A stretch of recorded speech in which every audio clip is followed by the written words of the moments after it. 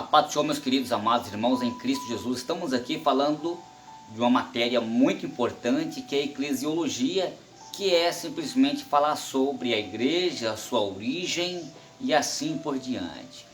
E na aula anterior eu fiz uma parte introdutória, mas nesta aula de número 2 eu gostaria de comentar com vocês, falar sobre a razão de ser da igreja e a igreja local e o tratamento específico de Deus, tá certo? E eu gostaria que vocês simplesmente mergulhassem comigo. Estarei citando aqui algumas referências bíblicas e vocês poderão estar anotando aí, beleza? Mas para esta aula eu quero pegar aqui por base uma referência muito importante, o livro de Efésios, no capítulo 1 e do versículo 22. E sujeitou todas as coisas aos seus pés, e sobre todas as coisas o constituiu como cabeça da igreja. Muito bem. Quando a gente observa que a igreja é um mistério que era da vontade de Deus, que estava aí escondido.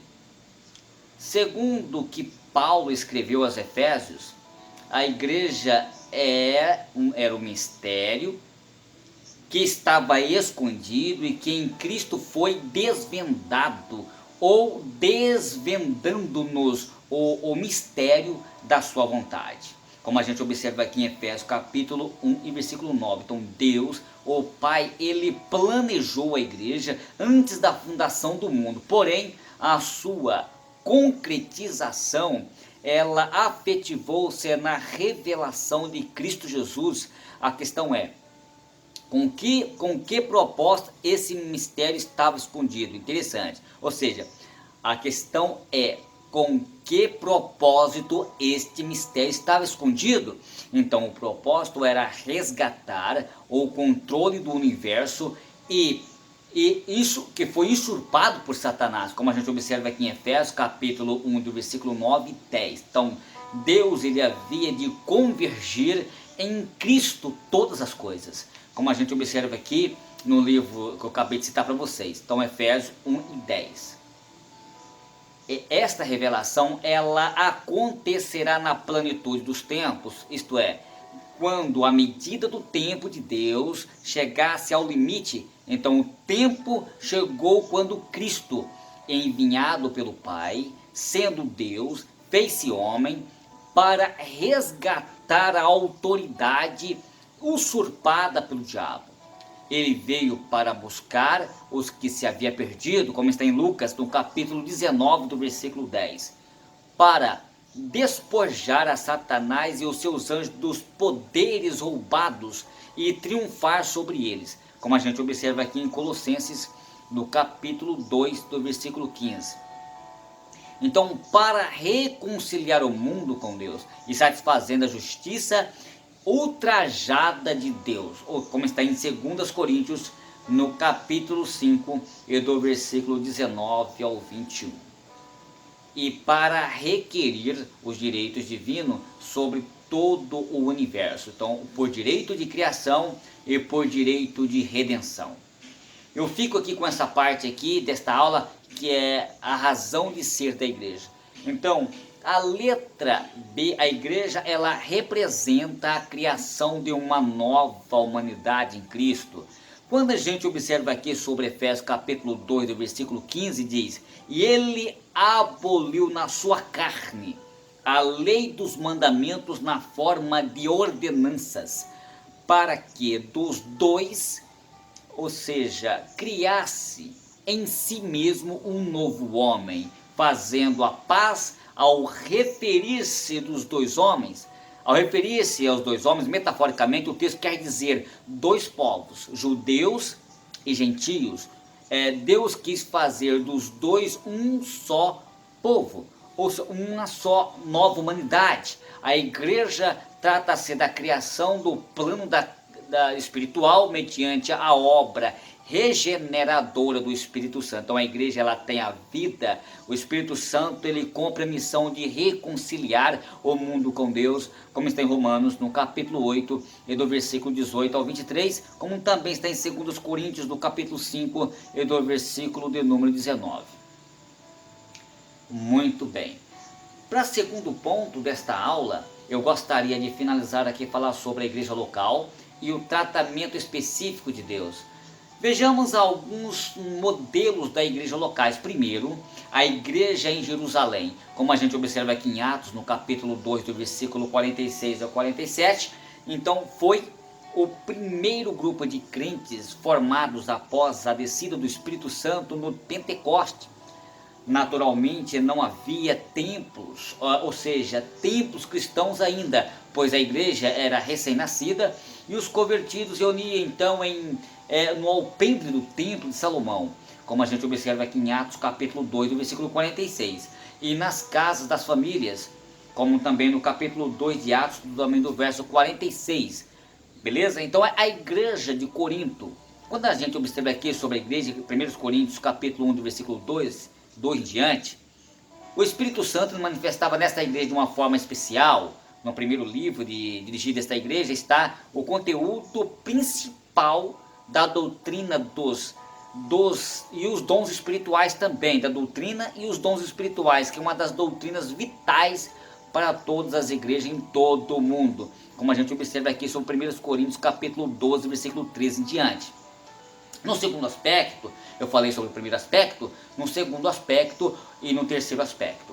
A igreja de Tessalônica, quando a gente vê aqui sobre a 1 Tessalonicenses, capítulo 1, versículo 1, nesse texto o apóstolo Paulo ele refere-se à igreja dos Tessalonicenses em Deus. A expressão em Deus, ela indica que os cristãos daquela cidade formavam uma igreja local, isto é, estavam unidos como um só em Deus, e a referência à igreja local nada tem a ver com qualquer denominações evangélicas, pois a expressão igreja local ela tem um sentido genérico e refere-se aos cristãos que formam a igreja num determinado local. No quarto aspecto, os membros da igreja local. O exemplo que ilustra a igreja local é o da igreja que estava em Antioquia, em Atos capítulo 3, do versículo 1.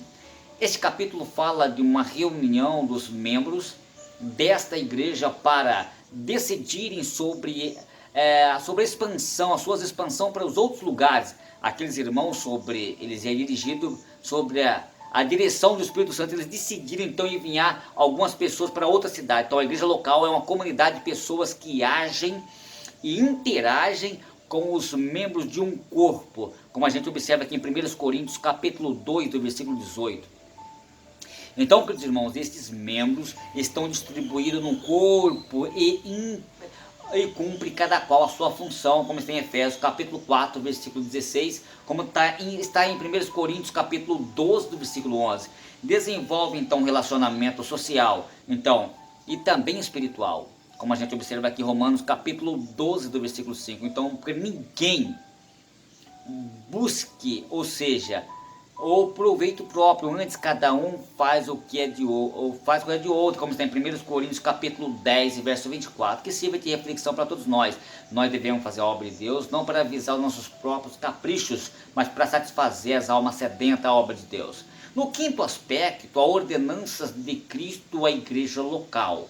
Quando se observa aqui sobre Atos capítulo 2, do versículo 37 em diante, como também Lucas, no capítulo 22, do versículo 14 e 20, você vai ver aqui 1 Coríntios capítulo 11, verso 23 ao 30, não estarei lendo as referências para que essa videoaula não possa tão longa, mas vocês poderão pausar essa aula quantas vezes necessária e pesquisar sobre as referências que eu estou citando. Esses textos falam de duas ordenanças de Cristo para os seus discípulos: o batismo em água e a Santa Ceia, como está em Atos capítulo 2, do verso 41. Os discípulos levaram a sério a ordenança do batismo, o qual representa o arrependimento de toda pessoa que aceita e crê Jesus como seu Salvador, como está em Atos capítulo 8, verso 13 em diante.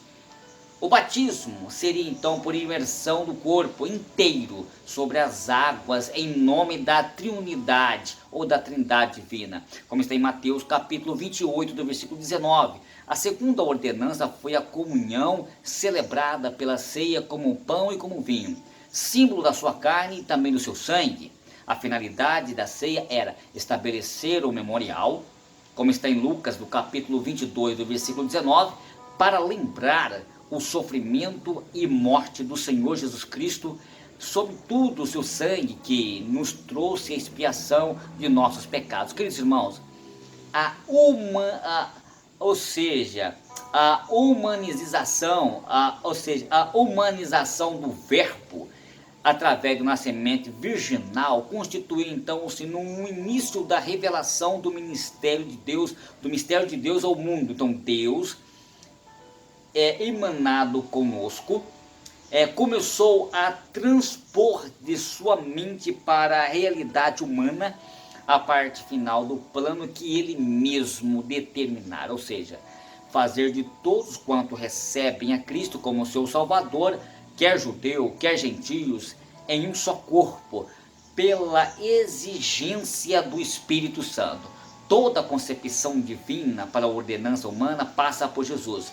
Ele é a pedra angular no plano eterno de Deus em relação ao mundo. Queridos, fico com essa aula aqui muito resumida e até a próxima aula, que é a aula de número 3, se Deus nos permitir. Um abraço do seu amigo hoje e sempre, Claudinei Santos.